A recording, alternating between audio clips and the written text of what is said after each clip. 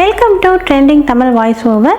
இன்னைக்கு இந்த வீடியோல நம்ம எந்த படத்தோட எக்ஸ்பிளனேஷன் பத்தி பார்க்க போறோம்னா, தெலுங்குல இந்த வருஷம் வெளியான லக்கி பாஸ்கர் அப்படின்ற படத்தை பத்தி தான் பார்க்க போறோம். இந்த படத்துல துல்கர் சல்மானும் மீனாட்சி சௌத்ரியும் பேரா நடிச்சிருப்பாங்க. இந்த படத்தோட கதை பாத்தீங்கன்னா, ஒரு சில காரணங்களால ஹீரோ வேலை செய்யற பேங்க்ல இருந்து பணத்தை எடுத்துக்கிறாரு. அதுக்கப்புறம் அவர் திரும்ப வச்சாரா இல்லையா, இதனால ஹீரோ என்னென்ன பிரச்சனையெல்லாம் ஃபேஸ் பண்றாருங்கிறது தான் இந்த கதை. ஸ்டார்டிங்ல நார்மலா ஆரம்பிச்சு அவர் அந்த பேங்க்ல காசு திருடினதுக்கு அப்புறமா படம் பரபரப்பாகும் பாருங்க. அது அப்படியே இன்டர்வல் வரைக்கும் கொண்டு போயிருப்பாங்க.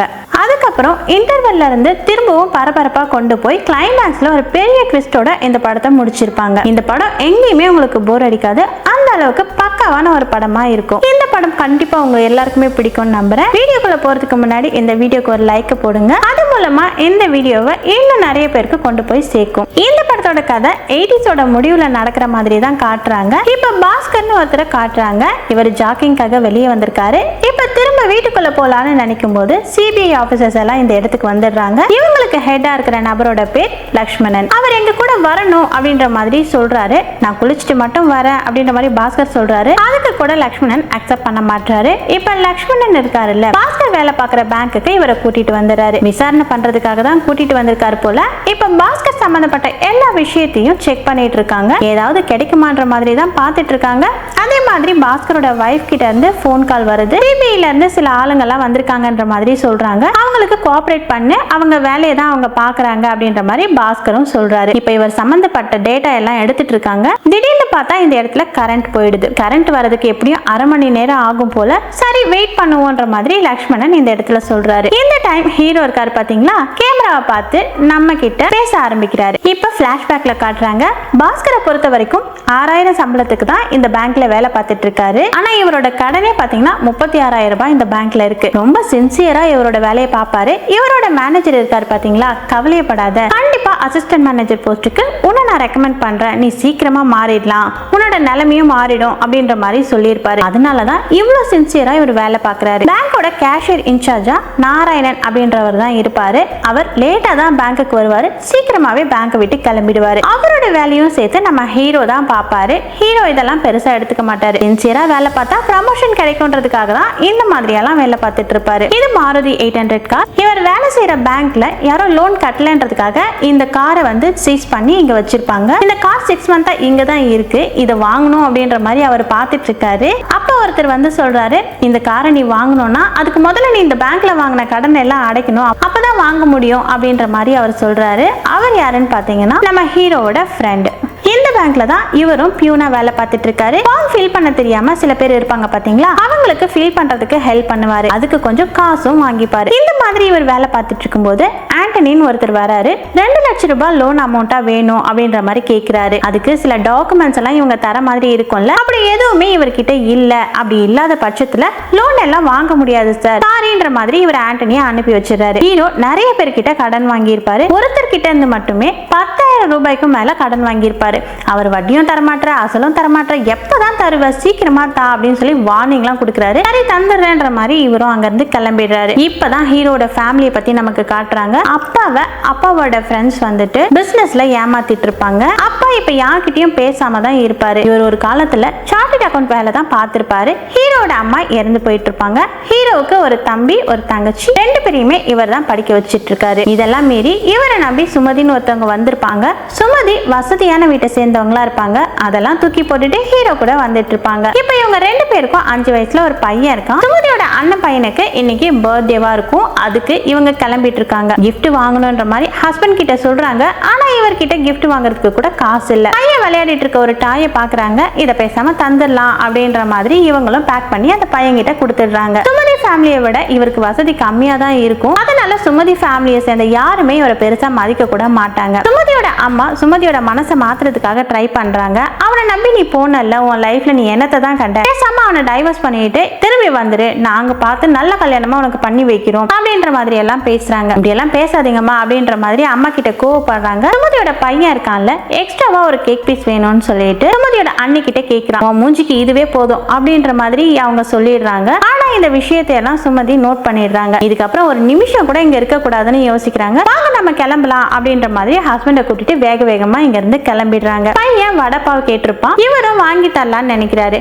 3 வடப்பா வாங்குறதுக்கு கூட இவர்கிட்ட காசு இல்ல. இத கடைக்காரர் புரிஞ்சுக்கிறாரு. பரவாயில்ல, இருக்கிற காசை மட்டும் கொடுங்க அப்படின்ற மாதிரி 3 வடப்பாவை தந்துடுறாரு. இவர் பையன் கிட்ட இவரோட வடப்பாவையும் தந்துடுறாரு. அங்க வந்து கொஞ்சம் பேர் டான்ஸ் பாட்டெல்லாம் பாடிட்டு இருப்பாங்க. அங்க போய் உட்காந்து பார்த்துக்கிட்டு சாப்பிடு அப்படின்னு சொல்லி அந்த பையனை வேற டேபிள்ல உட்கார வச்சிடுறாரு. இந்த மாதிரி அவர் சொல்றதுக்கு காரணம் வைஃப் ஃபீல் பண்ணிட்டு இருக்காங்க. வைஃபை சமாதானப்படுத்தணும் அப்படின்றதுக்காக தான் பையனை வேற டேபிள்ல உட்கார வச்சிருப்பாரு. கவலைப்படாத, சீக்கிரமே இந்த நிலையெல்லாம் மாறிடும் அப்படின்ற மாதிரி எல்லாம் வைஃப் கிட்ட சொல்லிட்டு இருக்காரு. காலேஜ்ல இவங்க 2 பேருமே ஒன்னா படிச்சிருப்பாங்க. அப்படிதான் இவங்க 2 பேருமே லவ் பண்ணி கல்யாணம் பண்ணிருப்பாங்க. அது எல்லாத்தையும் ஒரு சாங் மாதிரி நமக்கு காட்டுறாங்க. அசிஸ்டன்ட் மேனேஜர் போஸ்ட் மட்டும் நமக்கு கிடைச்சிருச்சுன்னா நம்ம லைஃபே மாறிடும் அப்படின்ற மாதிரி எல்லாம் ஹீரோ சின்சியரா வேலை பார்த்துட்டு இருக்காரு. கடன் வேற நிறைய வாங்கி வச்சிருக்காரு இல்ல, அடிக்கடி கடன்காரங்க எல்லாம் வராங்க. இவருமே பயந்து பயந்து ஒளிஞ்சிட்டு இருக்காரு. அந்த ஆண்டனியும் திரும்பி 2 லட்சம் ரூபாய் வேணும்னு சொல்லி வந்திருக்காரு. போதிய டாக்குமெண்ட்ஸ் இல்லாம அவ்வளவு காசெல்லாம் தர முடியாது அப்படின்ற மாதிரி ஹீரோவும் சொல்லிடுறாரு. இப்ப ஆண்டனிக்காக ஹீரோட ஃப்ரெண்ட் பேசுறதுக்காக வராரு. இந்த ஆண்டனி வெளிநாட்டுல இருந்து நிறைய டிவி எல்லாம் வர வச்சிருக்காரு. அந்த டிவி எல்லாம் கஸ்டம் கிட்ட மாட்டிட்டு இருக்கு. கஸ்டம்ஸ்ல அவரோட ஃப்ரெண்டு தான் ஆபீசரா இருக்காரு. அந்த காசை நம்ம கொடுத்துட்டோம்னா அந்த டிவி எல்லாம் கிடைச்சிடும். அப்படி டிவி கிடைச்சிருச்சுன்னா வச்சுக்கோங்களேன், நிறைய லாபம் பார்க்கலாம். லாபம் பார்த்துட்டா ஈஸியா 2 லட்சம் ரூபாயை திரும்பி தந்துருவாரு. நம்ம ஹெல்ப் பண்ணா நமக்கும் கமிஷன் கிடைக்கும், பார்த்து பண்ணுன்ற மாதிரி ஹீரோ கிட்ட சொல்றாரு. இதெல்லாம் தள்ளி இருந்து ஆண்டனியா நோட் பண்ணிட்டு இருப்பாரு. நான் கண்டிப்பா பண்ண வேண்டியதை பண்றேன் அப்படின்ற மாதிரி சொல்லிட்டாரு. ஆனா 2 லட்சம் ரூபாய்ன்றது பெரிய அமௌண்ட், சட்டுன்னு ஏற்பாடு பண்ண முடியாதுன்னு ஹீரோ சொல்லிட்டாரு. நான் யோசிச்சு சொல்றேன்ற மாதிரி சொல்லி அனுப்பி வச்சிடுறாரு. இன்னைக்கு ஹீரோட கம்பெனில பெரிய ஆளுங்கெல்லாம் வரப்போறாங்க. இன்னைக்கு எனக்குமே ப்ரமோஷன் கிடைக்கணும் அப்படின்ற மாதிரி எல்லாம் வேண்டிக்கிட்டு கிளம்புறாரு. கிளம்பிட்டு இருக்கும்போது கடன் கொடுத்தவரு இவரை வந்து தடுத்துடுறாரு. என் காசை கொடு. பாஸ்கரோட பர்ஸ் எல்லாம் பிடுங்கி பாக்குறாரு. பர்ஸ்ல ஒரு பைசா கூட இல்ல. இதனால ரொம்பவே கோவப்படுறாரு. இவரோட சாவி எல்லாம் பிடுங்கிக்கிறாரு. எனக்கு கொடுக்க வேண்டிய காசை கொடுத்துட்டு உன்னோட பைக்கை எடுத்துக்கோ அப்படின்ற மாதிரி பைக்கை ஸ்டார்ட் பண்ணிட்டு இங்க இருந்து கிளம்பிடுறாரு. ஹீரோ உடனே ஆபீஸ்க்கு போனோம்ல டாக்ஸில போலான்னு நினைக்கிறாரு. அதுக்கு கொடுக்க கூட ஹீரோ கிட்ட காசு இல்ல. சரின்னு ஓடியே போய் பேங்கை ரீச் பண்ணிடுறாரு. இவரும் கரெக்டான டைம்குள்ள பேங்க் கிட்ட வந்துடுறாரு. இவர் வர்றதுக்குள்ளேயே பெரிய ஆளுங்கெல்லாம் இந்த இடத்துக்கு வந்துடுறாங்க போல. அடுத்த அசிஸ்டன்ட் மேனேஜர் யாருன்றத டிசைட் பண்ணிடுறாங்க. ஹீரோ கிடையாது, அந்த பேங்க்ல வேலை செய்யற இன்னொரு சுதீர் அப்படின்ற ஒரு நபரை தான் வந்து முடிவு பண்ணியிருக்காங்க. இது தெரிஞ்ச உடனே ஹீரோவும் இந்த இடத்துல உடஞ்சு போயிடுறாரு. இவரோட மேனேஜர் இருக்காரு இல்ல, நான் எவ்வளவோ ட்ரை பண்ண முடியலப்பா, மன்னிச்சிரு அப்படின்ற மாதிரி பதில் சொல்றாரு. இவரும் பரவாயில்ல இருக்கட்டும் அப்படின்ற மாதிரி எல்லாம் அக்செப்ட் பண்ணிக்கிறாரு. ஹீரோட ஃப்ரெண்ட் மேனேஜர் ரூமை கிளீன் பண்ணும்போது ஒரு பேப்பர் கிடைச்சிருக்கும். ஆக்சுவலா மேனேஜர் ஹீரோட பேரை ரெக்கமெண்ட் பண்ணவே இல்லை, வெறும் சுதீரோட பேரை மட்டும் தான் ரெக்கமெண்ட் பண்ணியிருக்காரு. 2 பேரும் ஒரே கேஸ்ட், அதனாலதான் இப்படி பண்ணியிருக்காரு அப்படின்ற மாதிரி ஃப்ரெண்ட் கிட்ட சொல்றாரு. இதனால ஹீரோ செமையா டென்ஷன் ஆயிடுறாரு. நேரா மேனேஜர் கிட்டயே பேசுறதுக்காக வந்துடுறாரு. என் பேரை கூட நீங்க ரெக்கமெண்ட் பண்ணல, அவன் பேரை மட்டும் தான் நீங்க ரெக்கமெண்ட் பண்ணிருக்கீங்க, ஒரே கேஸ்ட்னு தானே இப்படி எல்லாம் பண்ணிருக்கீங்கன்னு கோவப்படுறாரு. இப்ப பதிலுக்கு மேனேஜரும் கோவப்பட்டு திட்டுறாரு. அவனோட எஃபிஷியன்சியை வச்சுதான் அவனை நான் ரெக்கமெண்ட் பண்ணேன். நீ நிறைய தப்பு பண்ற, நீ வெளியே ஃபார்ம் ஃபில் பண்றதுக்கு கூட காசு வாங்குறியே, அதை பத்தி எல்லாம் எனக்கு நல்லா தெரியும். மேல் இடத்துக்கு மட்டும் நான் கம்ப்ளைண்ட் பண்ணேன்னு வச்சுக்கோங்க, லைஃபே ஸ்பாயில் ஆயிடும் அப்படின்ற மாதிரி சொல்லி மிரட்டுறாரு. இதனால ஹீரோக்கு பயம் வந்துருது. சார் நான் தெரியாம பேசிட்டேன், பாக்கெட் மணிக்காக தான் நான் அந்த விஷயத்தை பண்ணேன், என்ன மன்னிச்சிருங்க அப்படின்ற மாதிரி எல்லாம் கால்ல எல்லாம் விழுறாரு. இவர் கால்ல விழுந்ததை சுத்தி இருக்க எல்லாருமே பாத்துடுறாங்க. சரி சரி நான் மன்னிச்சிட்டேன், இதை பெரிய இஷ்யூ ஆக்க வேணாம், நீ கிளம்புன்ற மாதிரி சொல்லிட்டாரு. எல்லாருமே பாத்துட்டாங்களே அப்படின்ற மாதிரி பாத்ரூம்குள்ள வந்து ஹீரோவும் பயங்கரமா ஃபீல் பண்றாரு. இப்ப முகமெல்லாம் கழுவிட்டு நார்மலா வெளியே வந்துடுறாரு. எல்லார்கிட்டயும் ரொம்ப சகஜமா பேசிட்டு இருக்காரு. இதெல்லாம் கவனிச்சிட்டு இருக்க ஃப்ரெண்ட் இருக்காரு இல்ல, என்ன மச்சான் ஃபீல் பண்றியான்னு கேக்குறாரு. அதெல்லாம் விட்டு தள்ளுறா, நீ வேலையை பாரு அப்படின்ற மாதிரி ஃப்ரெண்ட் கிட்ட சொல்றாரு. ஹீரோ ஒரு கார் வாங்கணும்னு ஆசைப்பட்டாரு இல்ல, அந்த காரை மேனேஜர் வாங்கிடுறாரு. இப்ப ஹீரோ இருக்காரு இல்ல, காலையில நடந்ததுக்கு சாரின்னு சொல்றாரு. அதெல்லாம் நான் அப்பவே மறந்துட்டப்பா, ஃப்ரீயா விடு அப்படின்ற மாதிரி இங்க இருந்து கிளம்பிடுறாரு. இவ்வளவு நடந்ததுக்கு அப்புறமும் ஹீரோ நார்மலா இருக்காரு இல்ல, பெரிய விஷயம்ன்ற மாதிரி எல்லாருமே சொல்றாங்க. லைஃப்ல நம்ம நினைச்ச மாதிரி ஒரு அரை மணி நேரம் நடக்கலன்றதுக்காக எல்லா நாளும் சோகமா இருக்க முடியுமா, அதனாலதான் அப்படின்ற மாதிரி சொல்லிட்டாரு. அதுவும் சரிதான் அப்படின்ற மாதிரி கூட வேலை பார்க்குற எல்லாருமே கிளம்பிடுறாங்க. இவர் ஃப்ரெண்டு கிட்ட கஃபேக்கு போலாம் அப்படின்னு சொல்றாரு. இவங்க 2 பேருமே ஒரு கஃபேக்கு வந்துடுறாங்க. அந்த இடத்துல பேசுறதுக்காக ஆண்டனியும் வந்துடுறாரு. ஆண்டனியும் 2 லட்சம் ரூபாய் மட்டும் தாங்க அப்படின்ற மாதிரி எல்லாம் கேட்கிறாரு. 2 லட்சம் ரூபாய் தந்தா நீங்க சம்பாரிச்சிருவீங்கல்ல, அந்த கமிஷன் எங்களுக்கு கரெக்டா தந்துருவீங்களான்னு ஹீரோ கேக்குறாரு. கண்டிப்பா தந்துருவேன்னு இவர் சொல்லிட்டாரு. அப்ப இந்தாங்க சார் உங்க காசுன்ற மாதிரி 2 லட்சம் ரூபாய் எடுத்து தராரு. இவ்வளவு பெரிய அமௌண்ட் எப்படி வந்தது அப்படின்ற மாதிரி ஃப்ரெண்டு பாக்குறாரு. ஆக்சுவலா நாராயணன் ஒருத்தர் இவர்கிட்ட தான் வேலையை கொடுப்பாருன்னு சொன்னேன் பாத்தீங்களா. அவர் கிளம்பினதுக்கு அப்புறமா பேங்க் காசை இவர் எடுத்துட்டு வந்திருப்பாரு. இதெல்லாம் தெரிய வந்தா பிரச்சனை ஆயிடும் அப்படின்ற மாதிரி ஃப்ரெண்டு சொல்றாரு. ஏற்கனவே லைஃப்ல நிறைய ப்ராப்ளம்ஸ் போயிட்டு இருக்கு, ப்ராப்ளம் வந்தா பாத்துக்கலாம் அப்படின்ற மாதிரி இந்த இடத்துல ஹீரோ சொல்லிடுறாரு. இப்ப ஆண்டனி அந்த பிசினஸ் பத்தி சொல்லிட்டாரு. ஆக்சுவலா வேற நாட்டுல டிவி கம்மி ரேட்டுக்கு கிடைக்கும், அது இந்தியாவுக்கு கொண்டு வரதுதான் இவரோட பிளான். ஆனா நார்மலா கொண்டு வந்தா டாக்ஸ்ன்னு ஏகப்பட்ட பிரச்சனை இருக்கு. அதனால இவர் ஸ்பேர் பார்ட்ஸ் அப்படின்ற மாதிரி கணக்கு காமிச்சுதான் டிவி எல்லாம் கொண்டு வராரு. இங்க இருக்க ஆபீசர்ஸ்க்கு காசு கொடுத்து கரெக்ட் பண்ணிருப்பாரு. அதனாலதான் இவரால கொண்டு வர முடியுது. அந்த ஆபீசருக்கு இந்த 2 லட்சம் ரூபாய் தந்தா வேலை முடிஞ்சிரும் அப்படின்ற மாதிரி சொல்லிட்டு கிளம்புறாரு. 2 மணி நேரத்துல வந்துடுறோன்ற மாதிரி 2 பேருமே கிளம்பிடுறாங்க. ஹீரோ வீட்டுக்கு வராரு.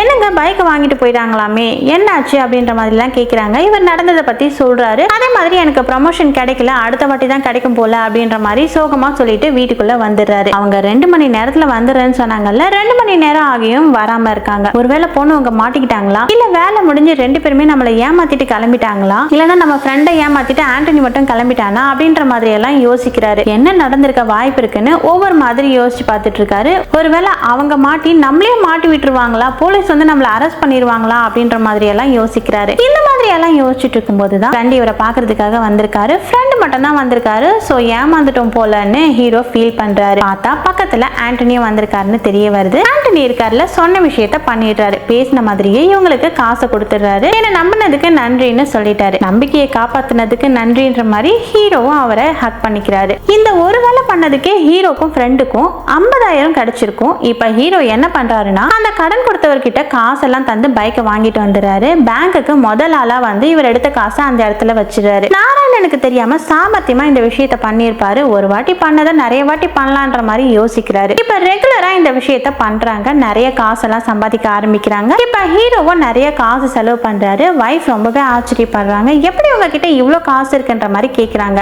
ஆண்டனி என் ஃப்ரெண்டு கூட சேர்ந்து பிசினஸ் பண்ணிட்டு இருக்கேன், அது மூலமா தான் இந்த காசெல்லாம் கிடைக்குது அப்படின்ற மாதிரி சொல்லிட்டாரு. அப்படியா அப்படின்ற மாதிரி வைஃபும் நம்ப ஆரம்பிச்சிடுறாங்க. இப்ப வைஃப் கிட்ட ஒரு பெரிய அமௌண்ட் தராரு. இது மூலமா ஜுவல்ஸ் வாங்கிக்கோ அப்படின்ற மாதிரி சொல்றாரு. இல்லைங்க, பையன் பர்த்டேவை செலிப்ரேட் பண்ணணும்னு ஆசைப்படுறான், நம்ம பண்ணிடலாம் அப்படின்னு சொல்றாங்க. இப்ப பையனோட பர்த்டே பெரிய லெவல்ல செலிப்ரேட் பண்றாங்க. பையனுமே பயங்கரமா இந்த இடத்துல சந்தோஷப்படுறான். இந்த செலிப்ரேஷனுக்கு ஆண்டனியும் வந்திருக்காரு. ஆண்டனியோட பையன் வெளிநாட்டுல இருக்கான், நீங்களும் வந்து செட்டில் ஆயிடுங்கப்பா அப்படின்ற மாதிரி சொல்லியிருப்பான். ஒரு பெரிய வேலையை பண்ணிட்டு நானும் செட்டில் ஆயிடலான்னு இருக்கேன். ஒரு 3 கார் வருது, அந்த காரை வாங்கணும்னா 10 லட்சம் ரூபாய் தேவை. 10 லட்சம் ரூபாய் போட்டா 50 லட்சம் ரூபாய் எடுக்கலாம் அப்படின்ற மாதிரி சொல்றாரு. மச்சான் இந்த விஷயத்த பண்ணலான்னு ஃப்ரெண்டு சொல்றாரு. ஆனா 10 லட்சம் ரூபாய் எடுக்கிறதெல்லாம் ரொம்பவே கஷ்டம், நம்ம சின்னதாவே பண்ணிப்போம் அப்படின்ற மாதிரி ஹீரோ சொல்லிடுறாரு. சரின்ற மாதிரி ஆண்டனியும் இங்க இருந்து கிளம்பி போயிடுறாரு. பையன் ஆசைப்பட்ட மாதிரியே பர்த்டே பார்ட்டியை கிராண்டா செலிப்ரேட் பண்ணிருப்பாங்க. நீ ஹாப்பி தானே அப்படின்ற மாதிரி பையன் கிட்ட கேக்குறாரு. பையன் ரொம்பவே எமோஷனல் ஆயிடுறான். இவங்க 2 பேரையும் சந்தோஷமா கட்டி பிடிச்சிக்கிறான். இன்னைக்கு தான் நான் ரொம்பவே சந்தோஷமா இருக்கேன், நான் போட்ட ட்ரெஸ்ஸையே போடுறேன், அதே மாதிரி கேக் சாப்பிட மட்டும் தான் செய்வேன், இவன் தரவே மாட்டான், ஒரு பர்த்டே பார்ட்டி கூட வச்சு கேக்க தர மாட்டான் அப்படின்ற மாதிரி எல்லாருமே என் ஃப்ரெண்ட்ஸ் எல்லாம் என்ன கலாய்ப்பாங்க. ஆனா இன்னைக்கு எல்லாருமே என்ன ஆச்சரியமா பார்த்தாங்க. அதுக்கு காரணம் நீங்க தான்ப்பா, இதுக்கப்புறம் நீங்க எது சொன்னாலும் நான் கேட்பேன், நான் நல்லா படிக்கிறேன் அப்படின்ற மாதிரி எல்லாம் பையன் ரொம்ப எமோஷனலா பேசுறான். இதை பாக்குற இவங்க 2 பேருக்குமே ரொம்ப சந்தோஷமா இருக்கு. இப்ப ஹீரோ இருக்காருல்ல, இந்த சந்தோஷத்துக்காக எவ்வளவு ரிஸ்க் வேணாலும் எடுக்கலாம் அப்படின்ற மாதிரி யோசிக்கிறாரு. அதுக்காக அந்த 10 லட்சம் ரூபாயை எடுத்துட்டு வந்து தந்தா என்ன அப்படின்ற மாதிரி ஆரம்பிச்சிடுறாரு. உடனே ஆண்டனிக்கு கால் பண்ணி, சார் நீங்க 10 லட்சம் ரூபாய் கேட்டீங்கல்ல, நான் அதை எடுத்துட்டு வந்துடுறேன் அப்படின்ற மாதிரி ஆண்டனி கிட்ட சொல்றாரு. ஹீரோ ஆபீஸ்க்கு எப்பவுமே பேக் தான் எடுத்துட்டு வருவாரு. ஆனா இந்த வாட்டி ஒரு பெரிய சூட்கேஸ் எடுத்துட்டு வந்திருக்காரு. என்னப்பா பெட்டியெல்லாம் எடுத்துட்டு வந்திருக்கேன்ற மாதிரி நாராயணன் கேட்கிறாரு. இல்ல சார், வேலை முடிச்சுட்டு ஊருக்கு போறேன், அதனாலதான் அப்படின்ற மாதிரி இவரும் சமாளிச்சிடுறாரு. எப்படியாவது நாராயணனை ஏமாத்திட்டு 10 லட்சம் ரூபாயை தூக்கணுன்ற மாதிரி தான் வந்திருக்காரு. நாராயணனை பத்தி ஏற்கனவே சொல்லியிருப்பேன், ரொம்ப லேட்டா தான் வேலைக்கு வருவாரு. அதே மாதிரி எல்லாருக்கும் முன்னாடி இவர் வேலையை விட்டு கிளம்பிடுவாரு. இவர் வேலையும் சேர்த்து ஹீரோ தான் பாப்பாரு. ஆனா இன்னைக்கு என்னடான்னா நாராயணன் கிளம்பாம இருக்காரு. என்ன இவ்வளவு நேரம் ஆகியும் கிளம்பாம இருக்காரு அப்படின்ற மாதிரி ஹீரோவும் ஹீரோட ஃப்ரெண்டும் மாத்தி மாத்தி பாத்துட்டு இருக்காங்க.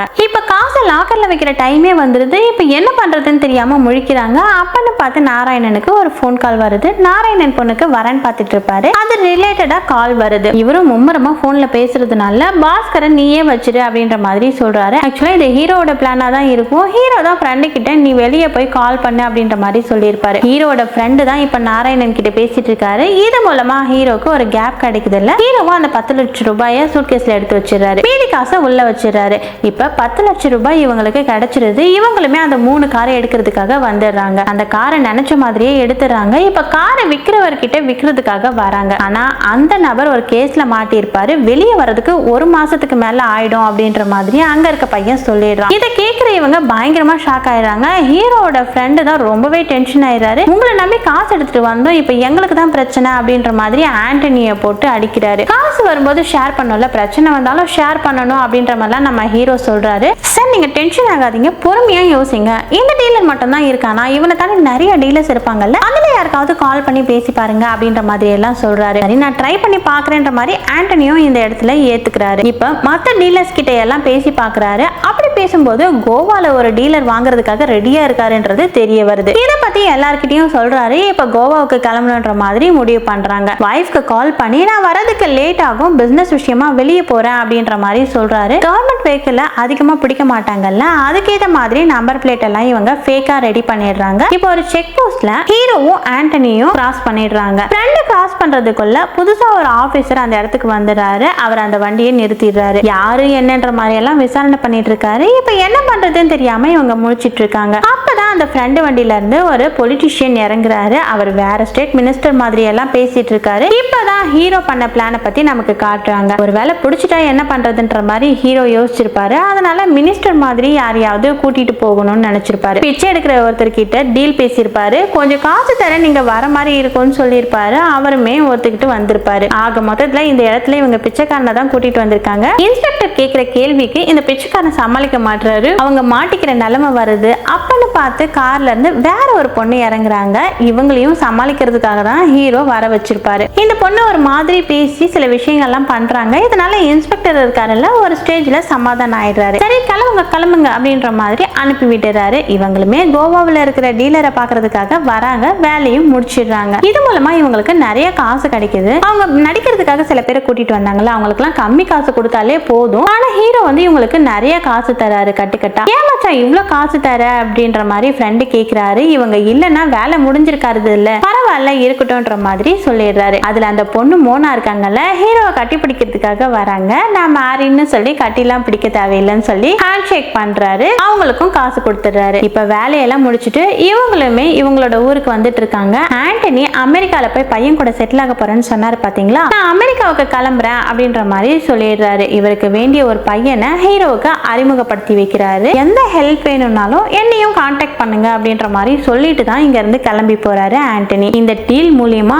ஹீரோவுக்கு 6 லட்சம் ரூபாய் கிடைச்சிருக்கும். அந்த 6 லட்சம் ரூபாயை மறைச்சு வச்சிருக்காரு. இப்ப பேங்க்ல எடுத்த 10 லட்சம் ரூபாயை வைக்கணும்ல. இவருமே திங்கட்கிழமை காலையில பேங்க்குக்கு வந்துடுறாரு. அப்படி பேங்க்குக்கு வந்துட்டு இருக்கும் போது பேங்க் ரொம்பவே பரபரப்பா இருக்கும். இவரும் அங்க இருக்க ஒரு லேடி கிட்ட போய் விசாரிக்கிறாரு. ஏதோ ஸ்கேம் நடந்துருச்சு போல, அதனாலதான் விசாரணை போயிட்டு இருக்கு அப்படின்ற மாதிரி எல்லாம் அவங்க சொல்றாங்க. ஐயோ நம்ம தான் மாட்டிக்கிட்டோம் போல அப்படின்ற மாதிரி எல்லாம் இவர் யோசிக்கிறாரு. அதுக்கப்புறம் தான் மாட்டினது யாருன்னு தெரிய வருது. ஆக்சுவலா ஒரு மேனேஜர் இவருக்கு போஸ்டிங் தராம வேற ஒருத்தருக்கு போஸ்டிங் தந்தாரு பாத்தீங்களா. அவரு காசை வாங்கிக்கிட்டு தான் இவங்களுக்கு வேண்டியவங்களுக்கு எல்லாம் பெரிய பெரிய அமௌண்டா லோன் சாங்ஷன் பண்ணிருப்பாங்க. இதுதான் பிரச்சனைன்னு அரெஸ்ட் பண்ணி கூட்டிட்டு போறாங்க போல. நம்ம தப்பிச்சோண்டா அப்படின்ற மாதிரி ஹீரோ யோசிக்கிறாரு. எப்படியோ காசை உள்ள கொண்டு வந்து சூட்கேஸ்ல இருக்கிற காசையெல்லாம் எடுக்கணும்னு நினைக்கிறாரு. அப்பன்னு அந்த வழியா வந்த ஜிஎம் இந்த விஷயத்தை கவனிச்சிடறாரு. சூட்கேஸ்ல என்ன இருக்கு அப்படின்ற மாதிரி கேட்கிறாரு. என்னோட திங்ஸ் தான் இருக்குன்ற மாதிரி சொல்றாரு. அப்படியே ஓபன் பண்ணி காட்டுன்னு கேட்கிறாரு. ஹீரோ சூட்கேஸ் ஓபன் பண்றதுக்கு ரொம்பவே தயங்குறாரு. டென்ஷன் ஆகுறாரு. ஓபன் பண்ணி காட்டினா வெறும் துணிமணி மட்டும் தான் இருக்கு.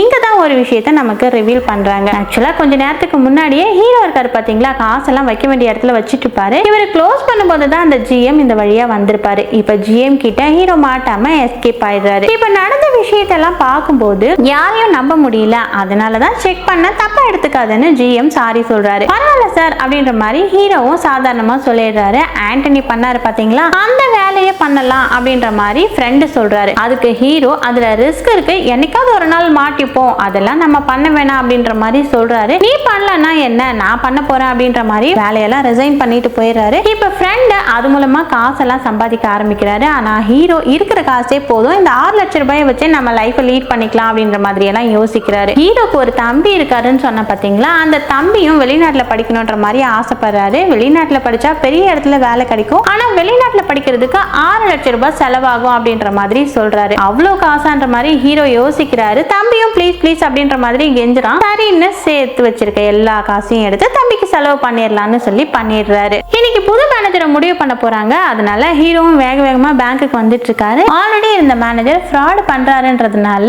அவரோட காரை பிடுங்கி வெளியே வச்சிருப்பாங்க. அந்த காரை வாங்கணும்னு ஆசைப்பட்டார்ல, அதனால ஒரு பார்வையும் பார்த்துட்டு தான் உள்ள வராரு. பார்த்தா வந்த உடனே இவரை தான் கூப்பிடுறாங்க. என்ன நம்மள கூப்பிட்டு இருக்காங்க அப்படின்ற மாதிரி இவருமே சேர்மனை பாக்குறதுக்காக வராரு. சேர்மன் இருக்காரு இல்ல, நீங்க ரொம்ப சின்சியரா வேலை பார்த்துட்டு இருக்கீங்க, உங்க ரெக்கார்ட்ஸ் மூலியமா தான் இதெல்லாம் தெரிய வந்தது, அதனால உங்களை தான் மேனேஜரா மாத்த போறேன் அப்படின்ற மாதிரி சொல்றாரு. என்ன சொல்றீங்க அப்படின்ற மாதிரி இந்த இடத்துல இவர் பயங்கரமா ஷாக் ஆகுறாரு. உங்களோட salary 19.5k அண்ட் டிராவல் எக்ஸ்பென்ஸ்லாம் வந்து உங்களுக்கு கொடுத்துருவோம் அப்படின்ற மாதிரி சேர்மன் எக்ஸ்பிளைன் பண்றாரு. இதை தவிர உங்களுக்கு வேற ஏதாவது வேணுமா அப்படின்ற மாதிரி கேட்கிறாரு. ஹீரோ அந்த கார் தான் எனக்கு வேணும்ன்ற மாதிரி சொல்றாரு. சரி தாராளமா எடுத்துட்டு போலாம் அப்படின்ற மாதிரி அவங்க சொல்லிடுறாங்க. ஹீரோவும் சந்தோஷமா அந்த காரை வீட்டுக்கு கொண்டு வந்துடுறாரு. இப்ப வைஃபுமே கார் எல்லாம் பார்த்து பயங்கர சந்தோஷப்படுறாங்க.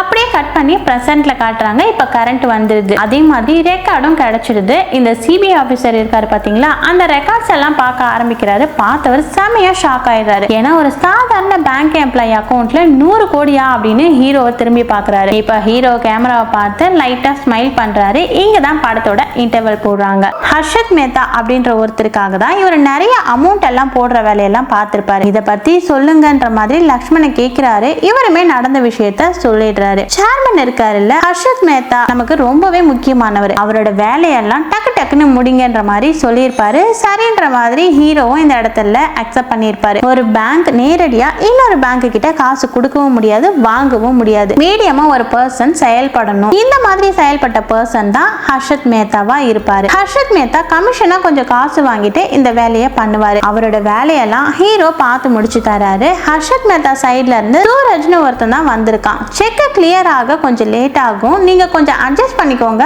அதுக்கு பதிலா இதை வச்சுக்கோங்கன்ற மாதிரி காஸ்ட்லி வாட்ச் எல்லாம் தரதுக்கு பாக்குறான். ஆனா ஹீரோ இருக்காருல்ல, இதெல்லாம் எனக்கு ஒன்றும் தேவையில்லை, சீக்கிரமா செக்கை கிளியர் பண்ற வேலையை பாருங்கன்ற மாதிரி அனுப்பி விட்டுடுறாரு. இந்த மாதிரி கொஞ்சம் பார்த்து பார்த்து தான் அவங்களோட வேலையை பண்ணி தராரு. ஒரு நாள் சூரஜ் இருக்காருல்ல, டிரான்சாக்ஷன் காப்பி எங்களுக்கு வேணும்ன்ற மாதிரி கேட்கிறாரு. ஏற்பாடு பண்றன்ற மாதிரி இவரும் ஒருத்தவங்களுக்கு கால் பண்ணி எடுத்துட்டு வந்துட்டாங்கன்னு சொல்லிடுறாரு. அவங்க வரும்போது 2 காப்பி எடுத்துட்டு வந்துடுறாங்க. சரி உன்னை என் டேபிள்ல வச்சிருங்கன்ற மாதிரி சொல்லிட்டாரு. சூரஜ் கிளம்பி போனதுக்கு அப்புறமா அந்த டாக்குமெண்ட்ஸை எடுத்து பாக்குறாரு. அப்படி பார்த்தவரு ஒரு விஷயத்தை பார்த்து ஷாக் ஆயிடுறாரு. ஏன்னா அவங்க பிளான் பண்ணி ஏமாத்திட்டு இருக்காங்கன்ற மாதிரி இவருக்கு தோணுது. ஒரு பேங்க்குக்கு ஒரு குறிப்பிட்ட டேட்ல காசை தந்துட்டாங்கன்னு இருக்கு, ஆனா இவங்க தரலன்றது இவருக்கு தெரியும். அந்த பேங்க்ல போய் செக் பண்ணலாம் அப்படின்ற மாதிரி இவரும் அந்த பேங்க் மேனேஜரை நேரடியா வந்து பார்த்து பேசுறதுக்காக வராரு. அந்த மேனேஜர் பேரு ராமேஷ். அவர் சமாளிக்கிற மாதிரி தான் கொஞ்சம் பதில் சொல்றாரு. அவர் பேச ஆரம்பிக்கிறாரு. அவர் பேசுறது எதுவுமே வந்து நம்ம ஹீரோ கண்டுக்கல. அவரோட கையில இருக்க காஸ்ட்லி வாட்ச், அவரோட கழுத்துல இருக்க செயின், இதெல்லாம் தான் அவர் வந்து பார்த்துட்டு இருக்காரு. சோ ஹர்ஷத் மேத்தா இவரை கவர் பண்ணி வச்சிருக்காருன்னு ஹீரோக்கு தெரிய வருது. ஹீரோ மேற்கொண்டு எதுவுமே பேசாம கிளம்பிடுறாரு. ஹர்ஷத் மேத்தாவை பொறுத்த வரைக்கும் ஷேர் மார்க்கெட்ல பயங்கரமா விளையாடுவாரு. அதாவது பெரிய பெரிய அமௌண்ட்லாம் கட்டி மொத்த காசா எடுப்பாரு. அப்படி கட்டுறதுக்கு பெரிய அமௌண்ட் தேவையில்லை, பேங்க் மூலமா வர காசை வச்சுதான் இந்த விஷயத்தெல்லாம் பண்ணிட்டு இருப்பாரு. இது எல்லாமே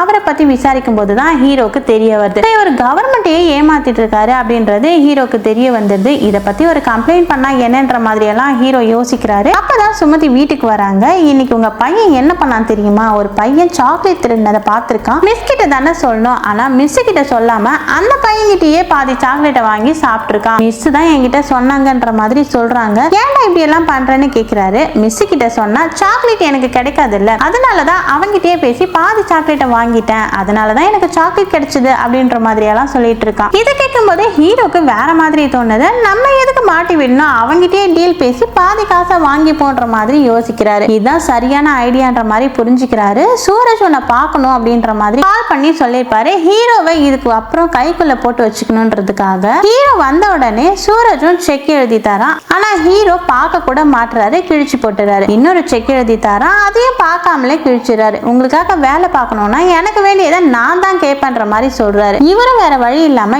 என்ன வேணும்ன்றத கேட்கிறாரு. நீங்க ஷேர் மார்க்கெட்ல எந்த ஸ்டாக்கை எப்ப வாங்குறீங்க எப்ப விற்கிறீங்கன்றத எனக்கு அப்டேட் பண்ணணும், ஒரு நாள் முன்னாடியே அப்டேட் பண்ணணும். அது மட்டும் இல்லாம நான் இந்த பேங்க்ல இருந்து கடனா கொடுக்குற அமௌண்ட்ல இருந்து 1% வந்து எனக்கு கமிஷனா வேணும் அப்படின்ற மாதிரியும் கேட்கிறாரு. சூரஜும் இதுக்கெல்லாம் ஓகே சொல்லியிருப்பாரு.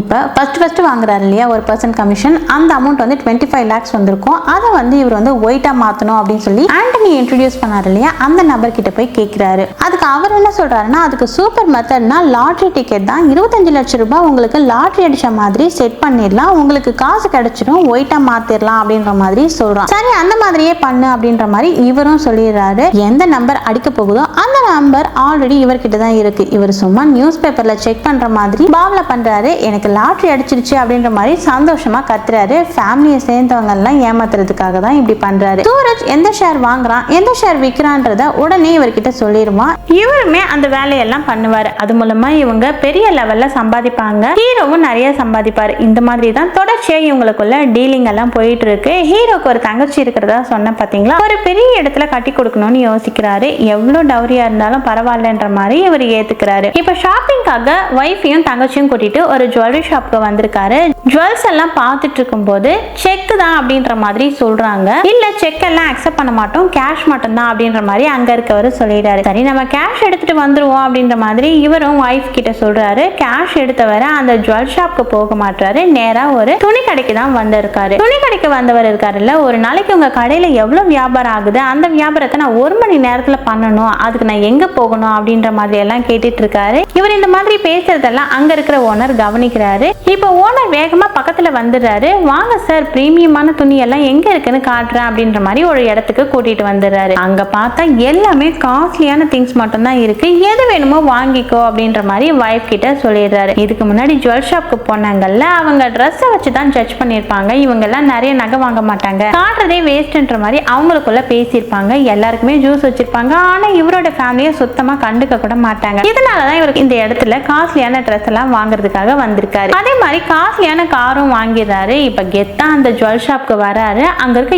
எல்லாருமே ரொம்ப ஆச்சரியமா பார்த்துட்டு இருக்காங்க. என்கிட்ட இவ்வளவு காசு இருக்கு, இதுக்கேத்த மாதிரி காட்டுங்க அப்படின்ற மாதிரி சொல்றாரு. இப்ப கால் மேல காலை போட்டு உட்காந்துட்டு இருக்காரு. இப்ப தன்னால ஜூஸ் எடுத்துட்டு வந்து வைக்கிறாங்க. தங்கச்சிக்கு நினைச்ச மாதிரியே பெரிய லெவல்ல கல்யாணமும் பண்ணி முடிச்சிடுறாரு. அதே மாதிரி வைஃபும் ஊருக்கு பிசினஸ் பண்ணணும்னு சொல்லி ரொம்ப நாளா கேட்டுட்டு இருந்திருப்பாங்க. இவருமே கடையெல்லாம் வச்சு தந்துடுறாரு. வைஃபுமே பயங்கரமா சந்தோஷப்படுறாங்க. இவர் கடை வச்சு தந்ததுக்கு ஒரு காரணம் இருக்கு. வைஃப் கடை மூலமா பிளாக் மணியா ஒயிட் மணியா மாத்தலாம்னு நினைக்கிறாரு. அதாவது 50 ரூபாய் பாட்டில 500 ரூபாய்க்கு நான் விற்கிறேன்ற மாதிரி கணக்கு காமிச்சிடலான்ற மாதிரி யோசிப்பாரு. இப்ப சூரஜும் அமௌண்ட்டை கொஞ்சம் கொஞ்சமா அதிகமாக்கிக்கிட்டே இருக்கான். பரவாயில்ல, எவ்வளவு அதிகமானாலும் நான் சமாளிக்கிறேன் அப்படின்ற மாதிரி எல்லாம் இவர் சொல்லிட்டாரு. இவருக்கு பணம் இன்னுமே அதிகமா தேவை, அதனாலதான் இந்த மாதிரி எல்லாம் பண்ணிட்டு இருக்காரு. இவர் காரை நிறுத்தி வச்சிருக்கிறது மத்தவங்களுக்கு டிஸ்டர்பன்ஸா இருக்கு. இத பத்தி ஹீரோ கிட்ட சொல்றாங்க. ஹீரோ மாசம் இவ்வளவு அமௌண்ட் தர, என் கார் இங்க தான் நிக்கும்னு சொல்லிட்டாரு. எல்லாருமே சரின்ற மாதிரி அக்செப்ட் பண்ணிக்கிறாங்க. நிறைய காசு வர ஆரம்பிச்ச உடனே ஹீரோட பிஹேவியர்ல லைட்டா சேஞ்சஸ் தெரியுது.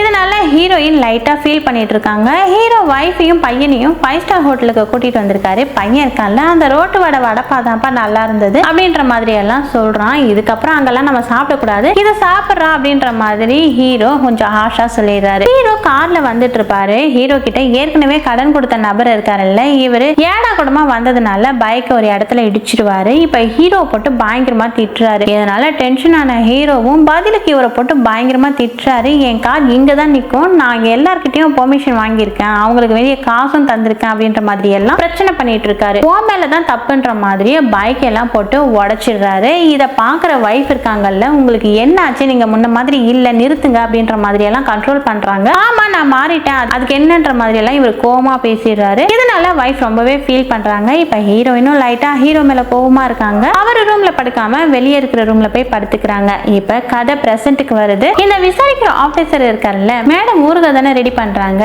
எனக்கும் வேணும்ன்ற மாதிரி சொல்றாங்க. சொல்றாரு. கட்டாயமான ஒரு நாள் தரேன்ற மாதிரி ஹீரோவும் சொல்லிடுறாரு. இப்ப திரும்பவும் பாஸ்ட்ல நடந்த விஷயத்தை நமக்கு காட்டுறாங்க. வேற பேங்க் மேனேஜரான ரமேஷ் இவரை பார்த்து பேசுறதுக்காக இவரோட பேங்க்குக்கு வந்திருக்காரு. உங்க பேங்க்ல இருந்து வந்த லிஸ்ட்டை தான் சார் பார்த்துட்டு இருக்கேன், எல்லாமே பெரிய அமௌண்ட்ல, அதனாலதான் சமாளிக்கிறதுக்கு கொஞ்சம் கஷ்டமா இருக்கு அப்படின்ற மாதிரி எல்லாம் ஹீரோ சொல்றாரு. அவ்வளவு பெரிய அமௌண்ட்ல நான் போடலையேன்ற மாதிரி ரமேஷ் சொல்றாரு. இப்பதான் ரமேஷ் பேப்பரை வாங்கி பாக்குறாரு. பார்த்தவர் ரொம்பவே ஷாக் ஆயிடுறாரு. உண்மையிலே அந்த மாதிரி இவரோட பேங்க்ல இருந்து எந்த ஒரு டிரான்சாக்ஷனுமே நடந்திருக்காது. அப்படி டிரான்சாக்ஷன் நடந்த மாதிரி ஃபேக்கா டாக்குமெண்ட்ஸ் ரெடி பண்ணியிருக்காங்க. ஹர்ஷத் மேத்தா தான் இந்த விஷயத்தெல்லாம் பண்ணியிருக்கான். இது எங்க போய் முடிய போகுதுன்னே தெரியல. அந்த ஹர்ஷத் மேத்தா மாட்டக்கூடாதுன்னு நினைச்சுக்கோங்க, ஏன்னா அவன் மாட்டினா நம்மளும் கூட சேர்ந்து மாட்டுவோன்ற மாதிரி ரமேஷும் இந்த இடத்துல பயப்பட ஆரம்பிக்கிறாரு. இந்த விஷயத்தை பார்த்து அவருக்கு நெஞ்சு வலியே லைட்டா வந்துருது. நான் கிளம்புறேன்ற மாதிரி ரமேஷும் இங்க இருந்து கிளம்புறாரு. படிக்கட் கிட்ட போகும்போது உருண்டு கீழே விழுந்துறாரு. இப்ப நெஞ்சு வலியால துடிச்சிட்டு இருக்காரு. ஹாஸ்பிட்டலுக்கு எல்லாம் கொண்டு போறாங்க. ஆனா அந்த இடத்துல ரமேஷ் இறந்து போயிடுறாரு. ரமேஷை பாக்குறதுக்காக சூரஜும் இந்த இடத்துக்கு வந்திருப்பான். ஹீரோவும் சூரஜோட காலரை பிடிச்சிடறாரு.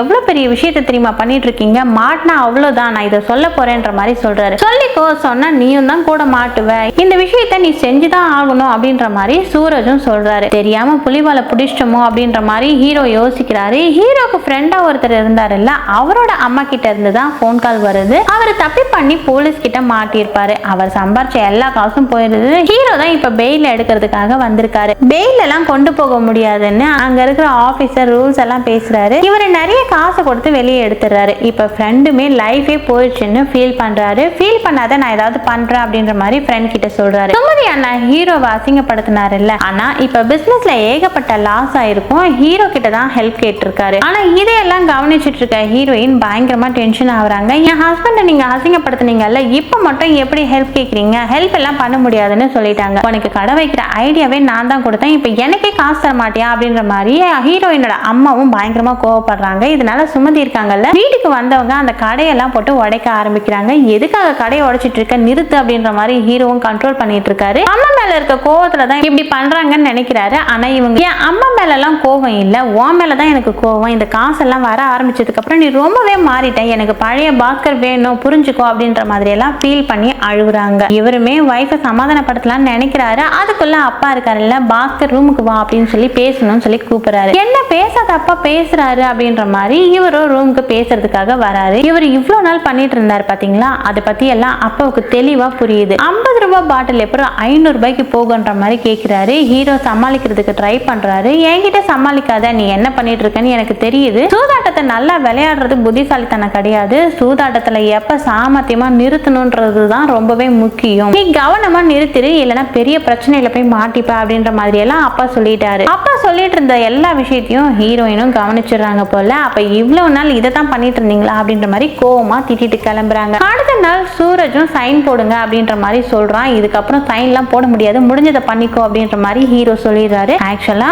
மச்சான் கஷ்டப்படுறாரு இல்ல, அவருக்கு தேவையான விஷயத்தெல்லாம் இவர் ஏற்பாடு பண்ணி தராரு. என் ஃப்ரெண்டுக்கும் ஒரு குறிப்பிட்ட ஷேரை தந்துருங்கன்னு சொல்லிடுறாரு. அந்த ஃப்ரெண்டுமே ஹீரோவுக்கு ரொம்பவே நன்றி எல்லாம் சொல்லிட்டு இருக்காரு. இதை தாண்டி ஹீரோ சுத்தி இருக்கிற எல்லாருக்குமே ஹெல்ப் எல்லாம் பண்றாரு. கொஞ்சம் கொஞ்சமா பழைய நிலைமைக்கு இவர் மாற ஆரம்பிக்கிறாரு. ஹஸ்பண்ட் கொஞ்சம் கொஞ்சமா மாறிட்டு இருக்கிறத ஹீரோயினும் நோட் பண்றாங்க. அதனால ஹஸ்பண்ட் மேல இருந்த கோவம் எல்லாம் போயிடுது. ஹஸ்பண்ட் கூட சமாதானம் ஆயிடுறாங்க. இப்ப ஜிஎம் இருக்காருல்ல, ஹீரோவை கூப்பிட்டு பேச ஆரம்பிக்கிறாரு. எதுக்காக இதை சைன் பண்ணி கிளியர் பண்ணலாம்ல அப்படின்ற மாதிரி கேட்கிறாரு. இல்ல சரி, உங்க சைட்ல நிறைய பிரச்சனை எல்லாம் இருக்கு, அதெல்லாம் முடிக்காம கிளியர் பண்ண முடியாதுன்னு சொல்லிட்டாரு. நான் சொல்றேன்ல கிளியர் பண்ணுங்கன்னு ஜிஎம் சொல்றாரு. நீங்க சொன்னாலும் என்னால பண்ண முடியாது, பண்ணணும்னா நீங்களே பண்ணிக்கோங்க, இதுக்கப்புறம் இந்த வேலையெல்லாம் எனக்கு வேணான்ற மாதிரி ஹீரோ சொல்றாரு. என்ன இவன் வேலையை விட்டு போறான்ற மாதிரி எல்லாம் ஆச்சரியப்படுறாங்க. இப்பதான் படத்தோட ஸ்டார்டிங் சீனோட கனெக்ட் பண்றாங்க. இந்த மாதிரி டைம்ல தான் இவர் ஜாக்கிங் எல்லாம் போயிருப்பாரு. ஆபீசர்ஸ்லாம் வந்து இவரை பேங்க்குக்கு கூட்டிட்டு வந்திருக்காங்க. ஹர்ஷத் மேத்தான்னு ஒருத்தர் ஸ்கேம் பண்றதா சொன்ன பாத்தீங்களா, அந்த ஸ்கேம் எல்லாம் இப்பதான் கொஞ்சம் கொஞ்சமா வெளியே வந்துட்டு இருக்கு.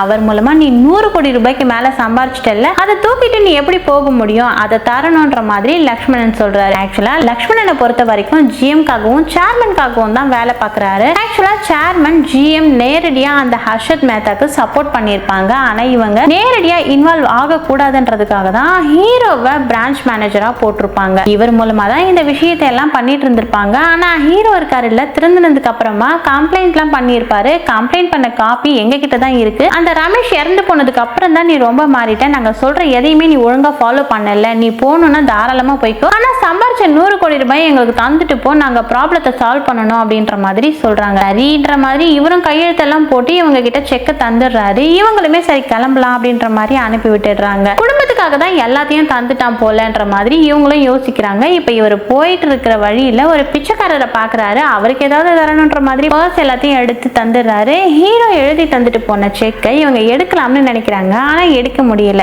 ஏன்னா ஹீரோ ஆல்ரெடி இவரோட அக்கௌண்ட்டை க்ளோஸ் பண்ணியிருப்பாரு. எப்ப க்ளோஸ் பண்ணா அப்டேட் ஆகலையே அப்படின்ற மாதிரி ஜிஎம் கேட்கிறாரு. அதுக்கு அங்க இருந்த ஸ்டாஃப், சார் மாச கடைசியில தான் சிஸ்டத்துல அப்டேட் பண்ணுவோம், அதனால அப்டேட் ஆகலன்ற மாதிரி சொல்லிட்டாங்க, லெட்ஜர்ல தான் நம்ம எழுதி வைப்போம் அப்படின்ற மாதிரி சொல்றாங்க. ஹீரோ நல்லா நம்மளை ஏமாத்திட்டான் அப்படின்றது ஜிஎம்க்கு புரிய வருது. இப்ப உடனே கால் பண்ணி இந்த விஷயத்தை எல்லாம் சேர்மன் கிட்ட சொல்றாரு. அந்த சிபிஐ ஆஃபீஸர் லக்ஷ்மணன் இருக்காருல்ல, அவரை யூஸ் பண்ணி திரும்ப இவனை லாக் பண்ணணும் அப்படின்ற மாதிரி எல்லாம் சேர்மன் சொல்றாரு. அப்படியே கட் பண்ணி ஹீரோவை காட்டுறாங்க. ஹீரோ இப்ப அமெரிக்காவுக்கு ஃபிளைட்ல தான் பறந்து போயிட்டு இருக்காரு. பிளாஷ்பேக் மாதிரி காட்டுறாங்க. அங்க இருந்து நான் வெளியே வந்துட்டாலும் என்னைக்கா இருந்தாலும் பிரச்சனை வர வாய்ப்பு இருக்கு, வேற ஸ்டேட்டுக்கு போயிடலாம் அப்படின்ற மாதிரி அப்பா கிட்ட சொல்றாரு. வேற ஸ்டேட் எல்லாம் வேணாம், வேற நாட்டுக்கே போயிடலாம் அப்படின்ற மாதிரி அப்பா சொல்றாரு. ஆக்சுவலா இவருக்கு வேண்டிய ஆண்டனி அமெரிக்கால தான் இருக்காரு, அமெரிக்காவுக்கு வரணும் ஏற்பாடு பண்ணுங்கன்ற மாதிரி சொல்லியிருப்பாரு. இந்தியால அப்பாவுக்கு வேண்டிய ஆட்கள் நிறைய பேர் இருப்பாங்கல்ல, அவங்க மூலமா இவர் சில வேலையெல்லாம் பண்ணியிருப்பாரு. சாமர்த்தியமா பாஸ்போர்ட்லாம் ரெடி பண்ணி இப்ப அமெரிக்காவுக்கு பறந்து போயிட்டு இருக்காரு. இது எதுவுமே தெரியாம லக்ஷ்மணனும் அவரோட ஆட்களும் ஹீரோட வீட்டை ரைட் பண்ணலான்ற மாதிரி வந்திருக்காங்க.